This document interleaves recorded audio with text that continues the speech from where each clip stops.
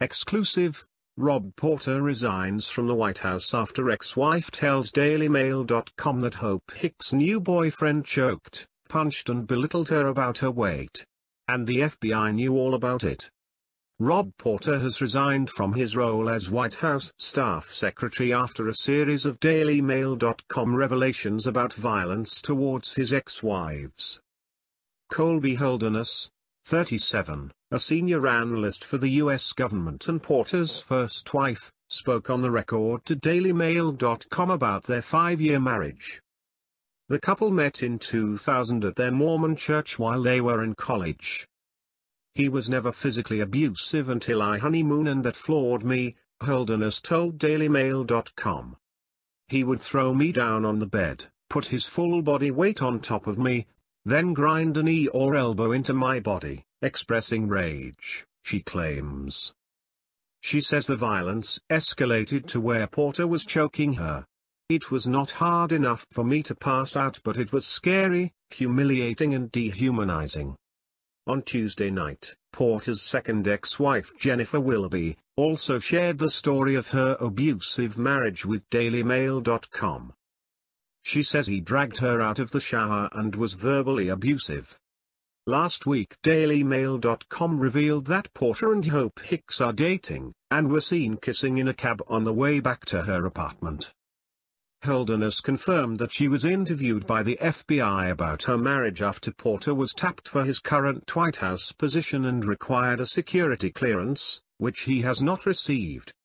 Porter, 40, is considered one of the most important players in Donald Trump's daily orbit and helped him write last week's State of the Union address. He denied the allegations but has now stepped down from his White House role.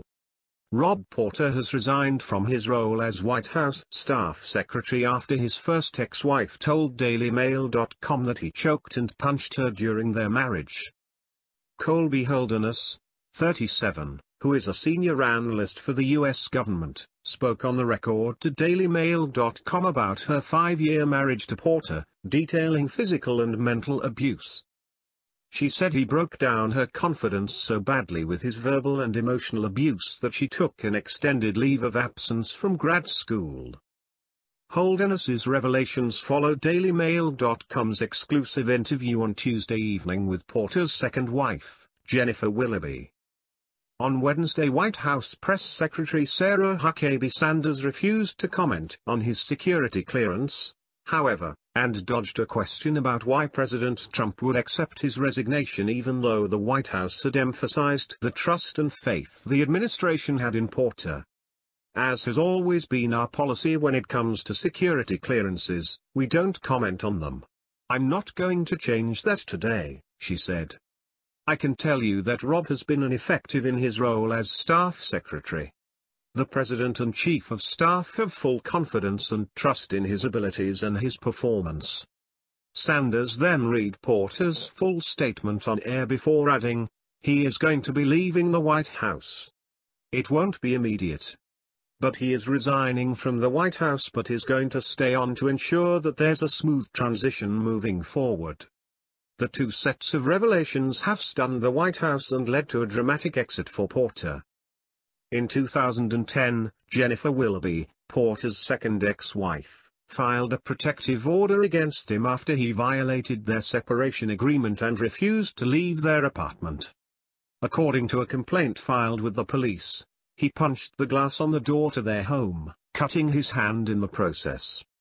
And Porter's first ex-wife, Holderness, revealed to DailyMail.com that she was interviewed by the FBI, as was Willoughby, about their marriage after Porter was tapped for his current White House position as staff secretary. Porter required a security clearance, which he has not received. Holderness shared the photos of her injuries with the FBI, photos pictured in this story.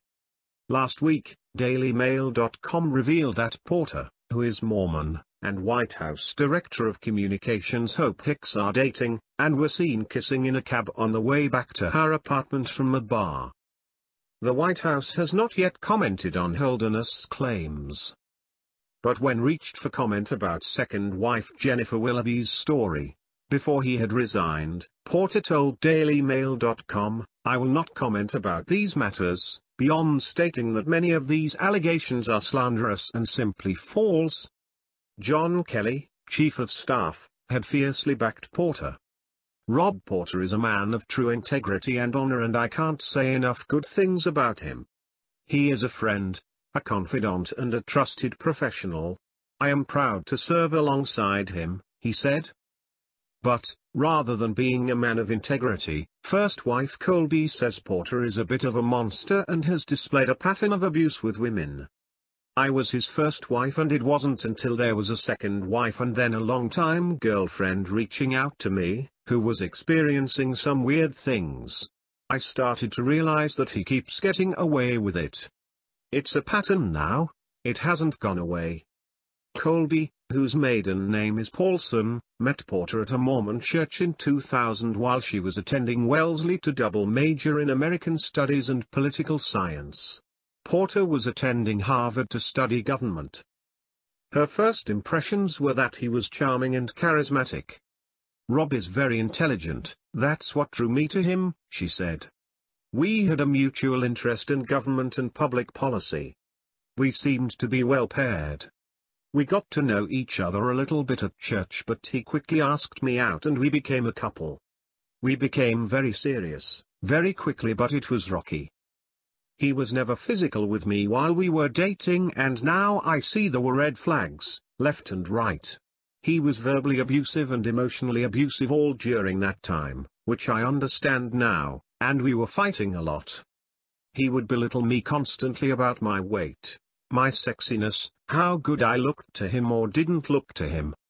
He would always be checking out other women very obviously and would often compare me to other women. Our relationship went on for 3 years until I graduated from college, and then we got married 2 weeks later. The wedding was in June 2003 at New College Chapel in Oxford, England, where Porter was attending as a Rhodes Scholar. Holderness said, "I remember crying all through my wedding day, not sure if I wanted to go through with it. But we were already over in England, everybody had flown over there, and it was a very high-pressure situation for a 23-year-old, and so I went through with it. But he was never physically abusive until I honeymooned, and that floored me." The incident happened after the couple had arrived on their honeymoon in the Canary Islands. Holderness said, "It was a really odd thing that he did. He was angry because we weren't having sex when he wanted to have sex, and he kicked me. It seems such a juvenile thing at the time, but I remember thinking about words my mother had told me when it happened.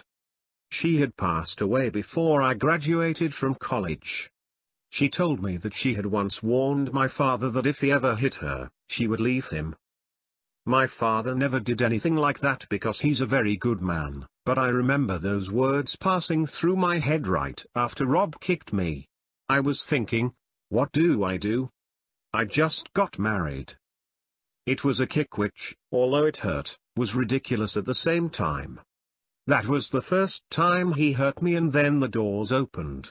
I didn't do anything and it continued. The physical abuse escalated from there."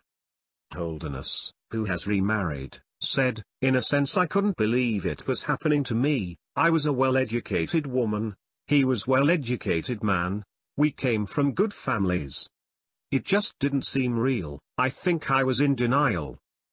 At times, the way he would be physically violent with me was very odd. He would throw me down on the bed, then put his full body weight on top of me, then grind a knee or elbow into my body, expressing rage. It was scary, but it wasn't like it was life-threatening. For years, I would go to Mormon bishops and I would try to find the words to explain what was going on, but I was at a loss beyond the explanation that he got physical with me. The violence escalated to where Porter was choking his wife. It was not hard enough for me to pass out, but it was scary, humiliating and dehumanizing," she said. "It wasn't until I went to a secular counselor at my workplace one summer and told him what was going on that he was the first person, and not a male religious leader, who told me that what was happening was not okay. while on a vacation in Florence, Italy, a couple of years after they married. Holderness said that Porter punched her in the face. Thank you for watching. Please subscribe to us on YouTube.